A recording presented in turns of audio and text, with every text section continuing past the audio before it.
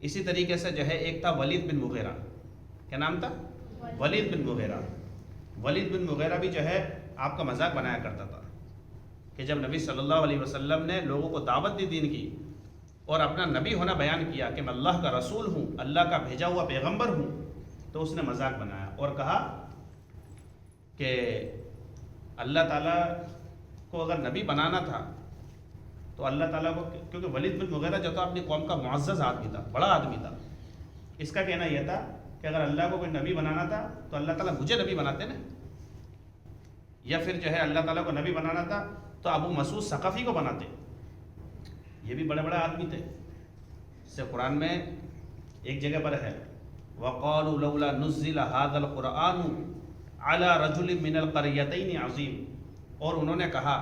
کہ یہ قرآن نازل کیوں نہیں کیا گیا ان بستیوں میں